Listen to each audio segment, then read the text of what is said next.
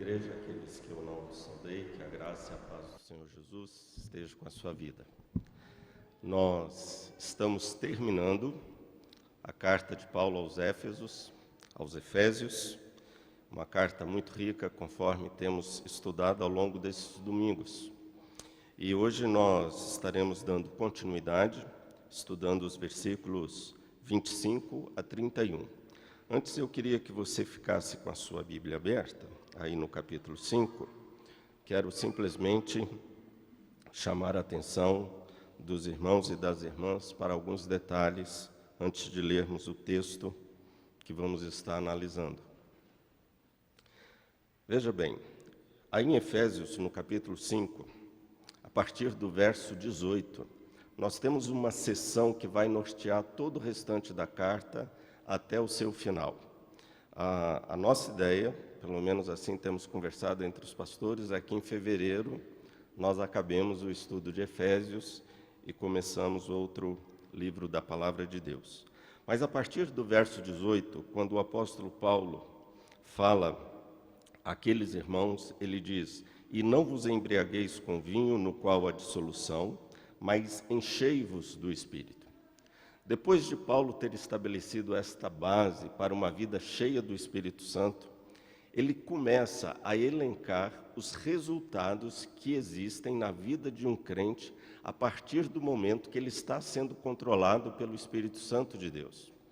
E ele então começa a falar a partir do versículo 19, que resultado de uma vida cheia do Espírito Santo de Deus, as pessoas falam e louvam a Deus com salmos, entoam ao Senhor louvores, cantam hinos de gratidão ao Senhor, dão sempre graças a Deus por tudo, em nome do nosso Senhor Jesus Cristo, e se sujeitam uns aos outros.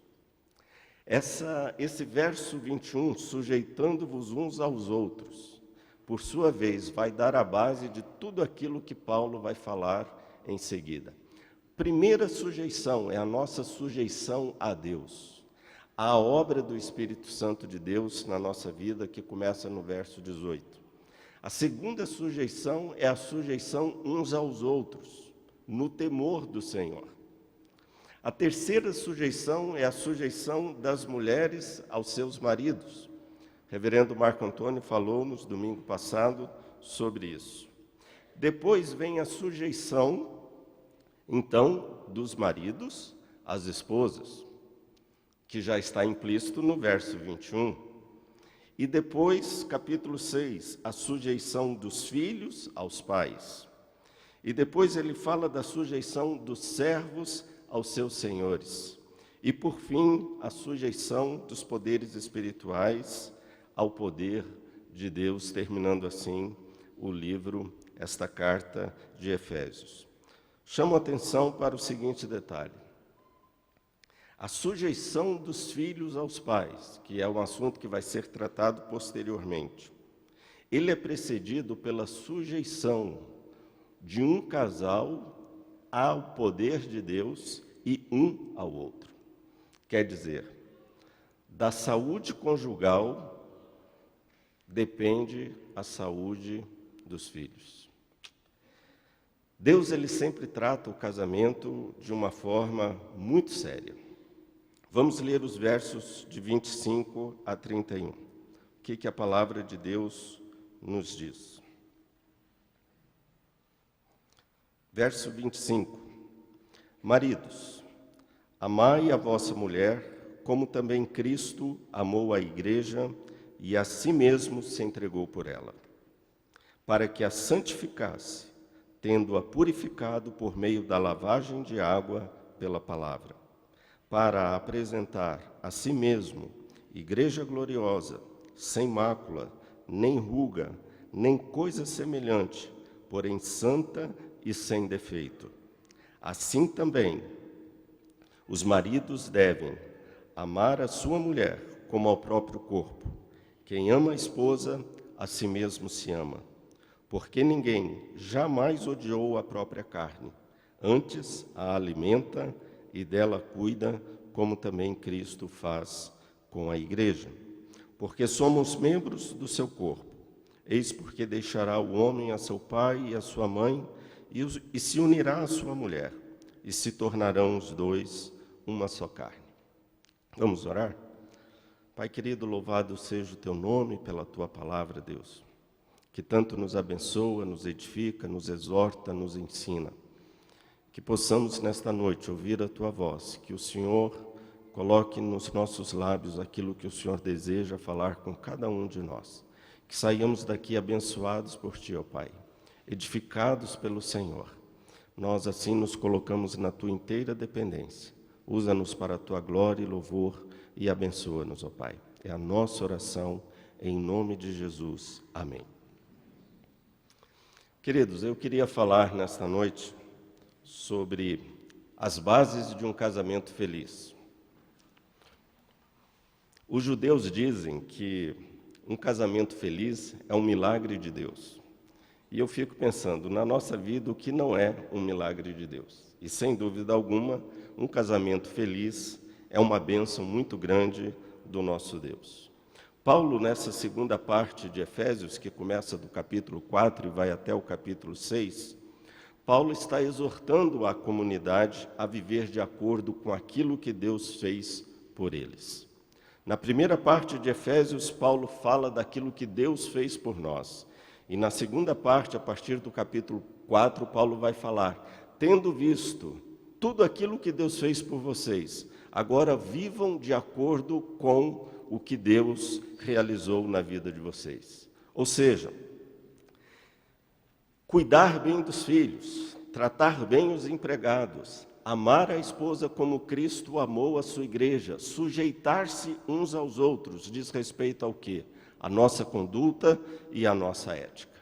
E Paulo vai deixar muito claro que a nossa ética ela está baseada não no cumprimento de regras, não no cumprimento de normas ou em obediência a determinadas leis. Paulo vai dizer que a nossa ética, a nossa conduta, a forma de nós nos portarmos diante de Deus, diante do irmão, diante da esposa, diante dos nossos empregados, é resultado da graça de Deus. É resultado do nosso reconhecimento daquilo que Deus fez por nós. É a resposta que nós estamos dando à ação de Deus na nossa vida. Ética para um cristão é sempre resposta que estamos dando àquilo que nós recebemos da parte de Deus. Ou seja, toda a nossa ética, toda a nossa conduta depende da nossa comunhão com Deus e do agir do Espírito Santo de Deus na nossa vida. Por isso nós podemos dizer que aqui, de forma muito clara, a mística precede a ética. Ou seja, Paulo está dizendo, é preciso ser para poder fazer. Se você não for, você não vai conseguir agir de conformidade com aquilo que Deus exige de nós. Paulo está dizendo, a partir do capítulo 4, aquilo que nós, como crentes, deveríamos fazer. Só que antes dele falar sobre o nosso fazer, sobre a nossa conduta, ele fala da graça de Deus na nossa vida. Ou seja, a nossa conduta correta para com Deus depende da nossa, ou seja, a nossa conduta correta diante do irmão depende da nossa conduta correta diante de Deus. Por isso, Paulo deixa muito claro que uma vida de comunhão com Deus é o que nos capacita a viver a ética proposta por Cristo. E é também por isso que Paulo nos pede para que antes de olharmos para nós mesmos, nós deveríamos olhar para Deus. Porque quando a gente olha para Deus, nós nos vemos melhor, enxergamos o nosso irmão de outra forma, a partir de uma perspectiva correta e não propriamente da nossa perspectiva. Diante disso, queridos, eu gostaria de compartilhar com a igreja o fato de que, uma vez sendo conduzidos pelo Espírito Santo de Deus, nós temos condições de atender o padrão que Deus exige de nós. Tem coisas na Bíblia que foram escritas para os crentes. E tem coisas na Bíblia que foram escritas para crentes que estão cheios do Espírito Santo de Deus. O padrão de comportamento, o padrão de conduta que Paulo está exigindo aqui dos cristãos, irmãos, é muito elevado. Imaginem vocês amar a nossa esposa como Cristo amou a igreja. O padrão é elevadíssimo. O referencial é extremamente elevado. O verso 23 ao verso 33 fala que o comportamento do marido deve ser igual ao comportamento de Cristo. Existem aqui nesses versículos, do verso 22 ao verso 33, 7 comos. Como Cristo, como Cristo, como Cristo. Ou seja, o padrão, a referência é Cristo. E quem poderia viver esse tipo de comportamento? Quem teria condições de alcançar esse padrão e viver isso na prática? Uma das coisas que nós vemos quando olhamos esse tipo de relacionamento entre marido e mulher que encontramos aqui em Efésios, alguém pode dizer, isso é impossível. E poderíamos dizer tranquilamente, é impossível para quem não tem uma vida de intimidade com Deus. É impossível para quem não tem um compromisso sério com Deus. É impossível para quem não tem uma vida cheia do Espírito Santo de Deus. Quem não está em comunhão com Deus, quem não está em intimidade com Deus, quem não está cheio do Espírito Santo de Deus, não consegue viver esse tipo de relacionamento que Paulo está exigindo aqui dos crentes. É de um crente que é exigido, mas não de qualquer crente, mas de um crente dominado pelo Espírito Santo de Deus. Por isso, antes das exigências éticas que a palavra de Deus nos faz, Deus nos mostra as condições para nós cumprirmos aquilo que Ele pede de nós. E a primeira condição, ela é estabelecida pelo simples, entre aspas, fato de estarmos cheios do Espírito Santo de Deus. Então, primeiro, bases para um casamento feliz. Uma vida cheia do Espírito Santo de Deus. Quando começamos a atender casais no gabinete com problema no seu relacionamento conjugal, primeira coisa que nós detectamos, que a falência no relacionamento conjugal tem tudo a ver, muitas vezes, ou na maioria das vezes, com a falência da vida espiritual do casal. Casamento, ele tem um aspecto espiritual. Hoje o casamento está muito banalizado, as pessoas casam por qualquer motivo. Vamos casar, se der certo Deus, se não der a gente separa. Casamento é uma instituição divina, tudo começa com o nosso relacionamento com Deus. Não se tem um casamento feliz sem o poder do Espírito Santo de Deus. Não se tem um casamento feliz, em segundo lugar, sem termos um coração de servo. Se existe algo que nós precisamos ter para viver uma vida feliz com o nosso cônjuge, com a nossa esposa, é um coração de servo. Por isso que o verso 22 é precedido pelo verso 21. Sejam submissos uns aos outros. Irmãos, data vênia, só alguém cheio do Espírito Santo de Deus pode ter um coração de servo. Um coração submisso um ao outro. Esta é a base de todo o resto que Paulo vai dizer aqui no capítulo 5, a partir do verso 22. Ser submisso ao outro é você se esvaziar do seu orgulho, é você renunciar ao seu orgulho. Para você servir o outro, você precisa ser humilde. Você precisa, na verdade, se valer de todo o altruísmo. E uma das coisas que mais destrói o relacionamento é o egoísmo. Por isso, quando Paulo fala sobre o amor, em 1 Coríntios capítulo 13, Paulo diz que o amor não busca os seus próprios interesses, mas o amor busca aquilo que é bom para o outro. O amor sempre busca trazer aquilo que existe de melhor para beneficiar o outro. Quem ama sempre quer o melhor para o outro, quem ama quer o bem para o outro. Nós vemos o exemplo de Cristo que se esvaziou e se entregou. Verso 25, capítulo 5. Vejam que o apóstolo Paulo, ele gasta apenas um versículo para falar da sujeição das mulheres ao marido. O resto todo ele gasta para falar aos maridos. O marido precisa dessa palavra. É impressionante. E eu diria que esse texto foi escrito para os homens e não para as mulheres. Há uma ênfase nesse texto não direcionado para as mulheres, mas há uma ênfase nesse texto direcionado aos maridos. Então, maridos, preste atenção. Como disse o Marco Antônio domingo passado, não joguem pedra em mim quando eu sair daqui hoje à noite. Mas o verso 25 diz assim: maridos, amai vossa mulher, como também Cristo amou a igreja e a si mesmo se entregou por ela. Amar aqui é um imperativo. Nós encontramos 3 vezes Paulo falando que o marido deve amar a esposa. Aí no verso 25, no versículo 28, Paulo diz: assim também os maridos devem amar a sua mulher. E no versículo 33, não obstante vós, cada um de per si, também ame a própria esposa. E amar aqui é o amor ágape. Amar aqui é o amor sacrificial. Amar aqui é o amor que está baseado no padrão estabelecido pelo próprio Senhor Jesus Cristo. O padrão aqui é o amor de Cristo, não é qualquer tipo de amor, mas é amar a esposa como Cristo amou a sua igreja. Irmãos, Gálatas, Paulo vai dizer que o amor é o fruto do Espírito. Primeira coisa que Paulo deixa claro é que o amor é fruto do Espírito. Lembra o que eu falei no início? Isso é uma palavra para mim também.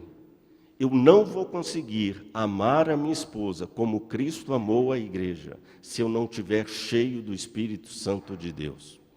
Porque o amor é um fruto do Espírito. Sem o Espírito Santo nós não conseguimos amar ninguém dessa forma. E aqui Paulo fala de um amor sacrificial, de um amor desinteressado, de um amor que se autodoa, de um amor que é capaz de fazer com que a gente se esvazie de si mesmo para se voltar para o outro. Amar a esposa com esse amor. Vou fazer uma pergunta, mas as mulheres não respondam. Vocês, esposas, se sentem amadas desta forma? É difícil. É difícil. Maridos, nós precisamos pedir para que Deus nos encha com seu Espírito. O nosso relacionamento com Deus muda o nosso relacionamento com o outro. A nossa relação vertical vai influenciar as nossas relações horizontais. Amor sacrificial e desinteressado.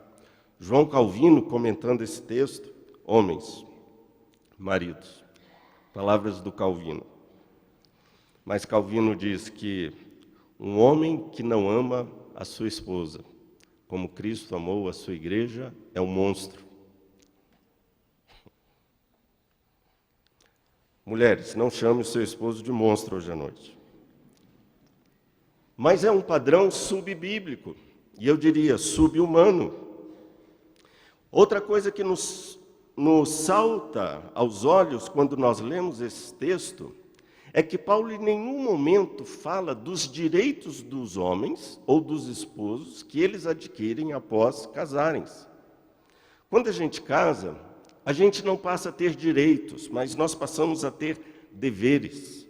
Quando Paulo fala de amor e de casamento, do versículo 22 ao verso 33, Paulo fala só sobre dever.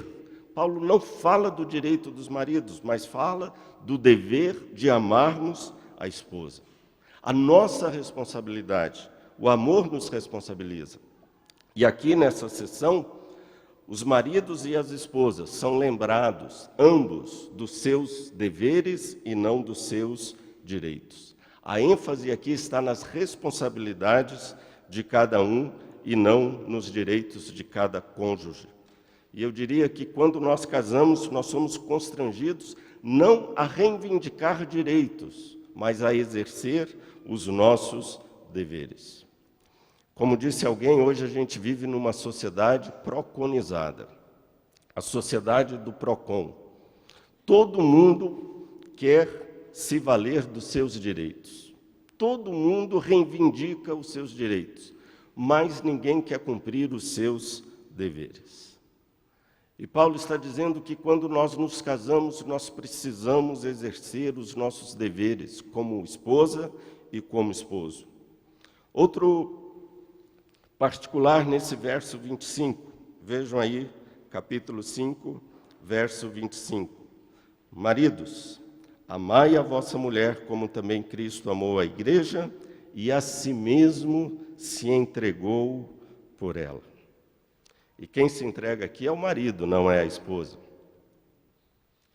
Como Cristo se entregou pela igreja. O que é esse se entregar pela igreja? Cristo morreu pela sua igreja. Cristo deu a sua vida por aquilo que ele amava. Um homem que verdadeiramente ama a sua esposa, ele deve estar disposto a morrer por ela. E eu digo isso com todas as letras, nós morremos por aquilo que nós amamos. Ninguém mata por amor, mas a gente morre por aquilo que a gente ama. E o que levou Jesus à morte de cruz, foi o amor dele por nós.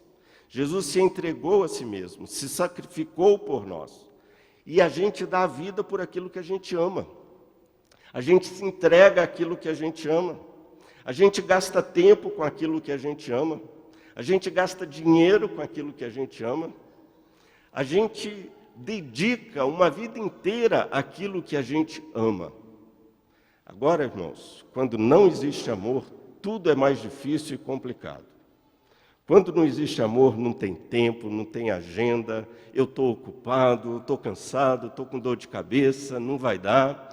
Quando não tem amor, tudo é mais difícil e complicado. Tudo o que Jesus fez por nós, ele fez por amor à sua igreja, ele se deu. Não se tem um casamento feliz sem um coração de servo. Em último lugar, não se tem um coração feliz sem ter o coração de Cristo. Veja que nós temos aqui nesta sessão 7 comos. Como Cristo. O padrão de referência é Cristo. Filipenses 2,5 pede para que nós tenhamos o mesmo sentimento que houve em Cristo. E aí vem o verso 26 e 27. Acompanhe aí na sua Bíblia. Efésios 5, 26 e 27. Por que Cristo fez tudo isso? Amou a sua igreja dessa forma, se entregou a ela desta forma.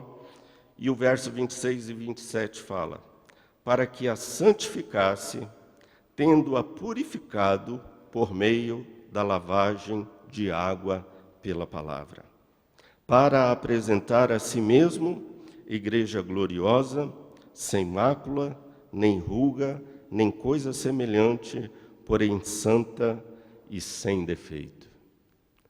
Gente, mulheres, prestem atenção nisso daqui. Deus está falando para os maridos, mas prestem atenção nisso daqui. A utopia do cônjuge perfeito. Existe um cônjuge perfeito? Existe. Quem é o cônjuge perfeito? É aquele que é amado de forma incondicional. Assim como a igreja, o amor de Cristo a transforma numa igreja perfeita, numa igreja sem mácula. Olhe para a nossa igreja.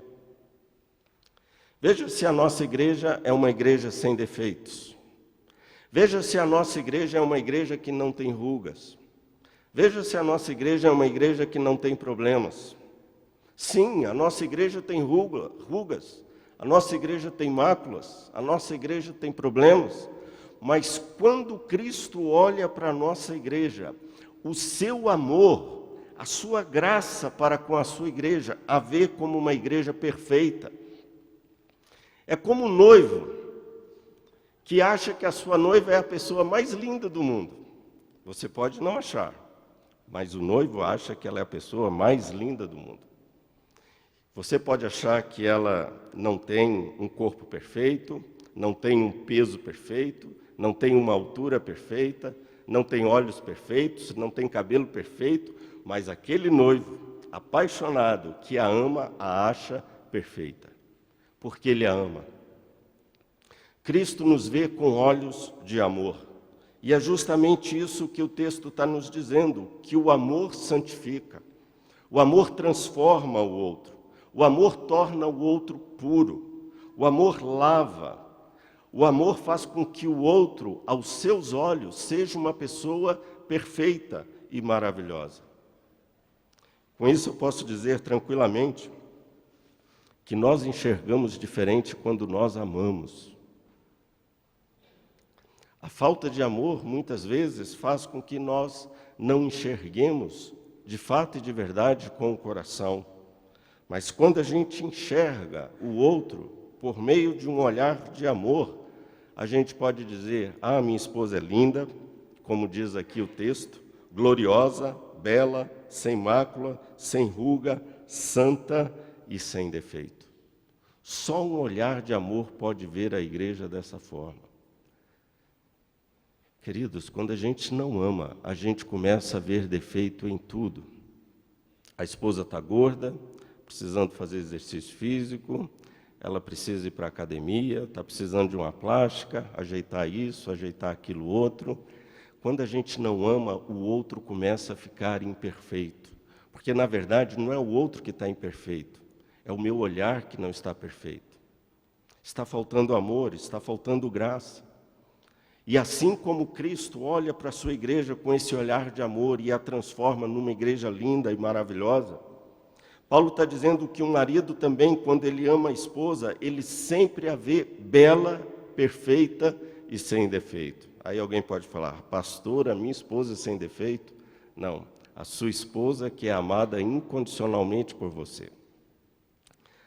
Quando a gente ama demais uma pessoa, tem um texto, uma poesia na Bíblia muito linda, que fala sobre um homem extremamente apaixonado pela sua esposa. Abre lá em Cantares, capítulo 4, versículo 7. Cantares 4, 7.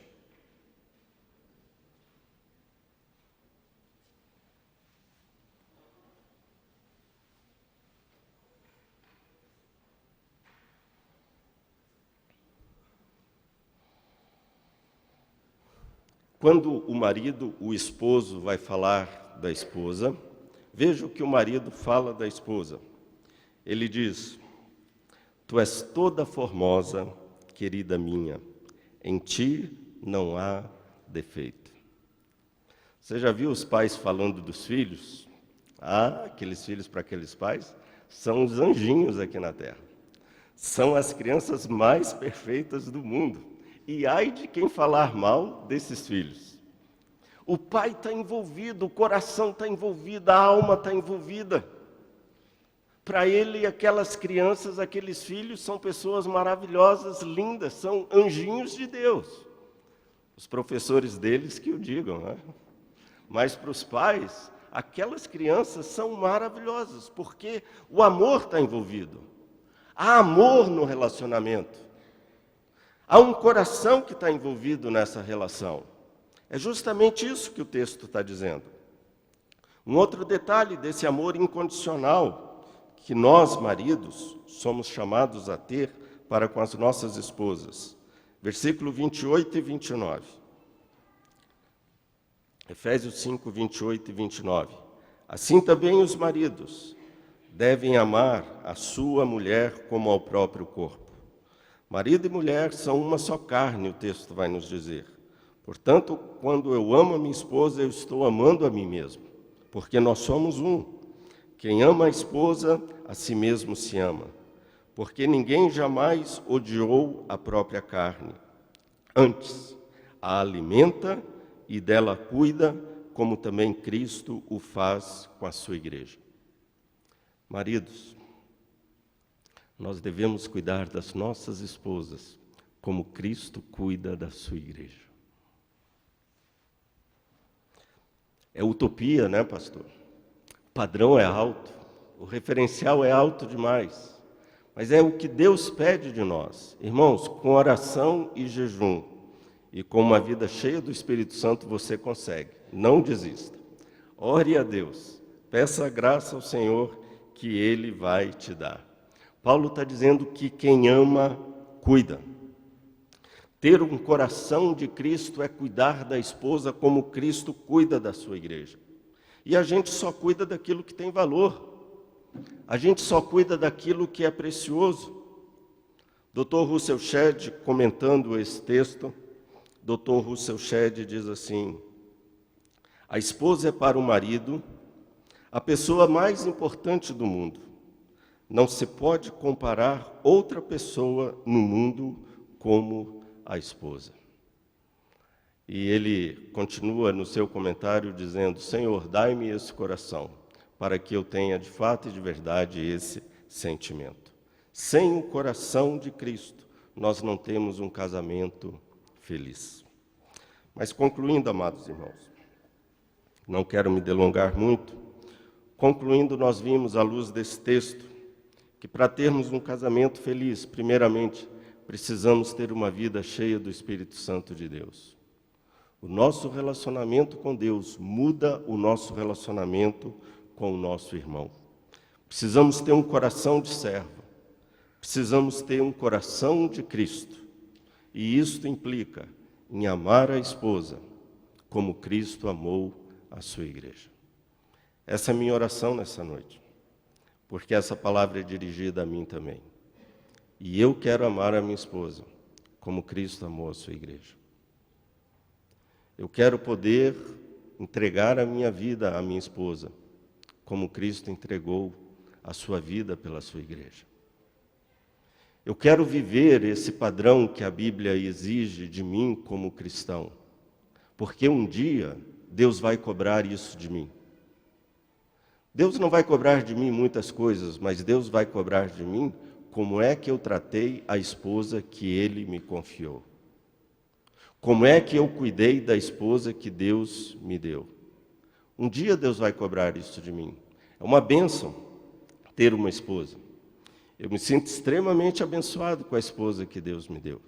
Mas isso também é responsabilidade. Ore a Deus, é a oração que eu faço. Senhor, faça de mim um bom esposo. Senhor, me ajude a ser um bom marido para minha esposa. Eu quero fazê-la feliz. Deus nos deu um cônjuge para que nós pudéssemos fazer dele ou dela uma pessoa feliz.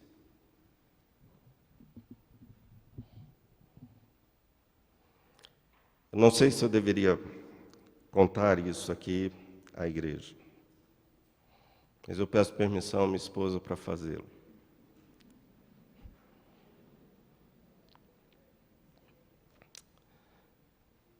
Minha esposa teve que se submeter a uma cirurgia muito delicada. E quando ela estava entrando para o centro cirúrgico, nós estávamos noivos. Eu levei o anel de noivado lá no hospital, no Rio de Janeiro. Me lembro até hoje. Foi um momento muito feliz na minha vida. E eu entreguei o anel de noivado, ela ainda estava na cama. E ela estava entrando para o centro cirúrgico. E naquele momento ela fez uma oração a Deus. E ela disse: Senhor, se não for para eu fazer o Marcos feliz, que o Senhor me leve e não me deixe sair viva dessa cirurgia. E eu digo aqui para a igreja, eu não sou digno desse amor. Por isso me constrange a amar a minha esposa como Cristo amou a sua igreja. Eu não sou um marido perfeito, mas eu tento ser, porque um dia Deus vai cobrar isso de mim. Um dia Deus vai cobrar isso de cada um de nós. Deus diz para nós: assim como Jesus te ama, ame também a esposa que Ele te deu. Que Deus nos dê a graça, irmãos, de sermos maridos segundo o coração de Deus. Que Deus nos abençoe em nome de Jesus. Amém.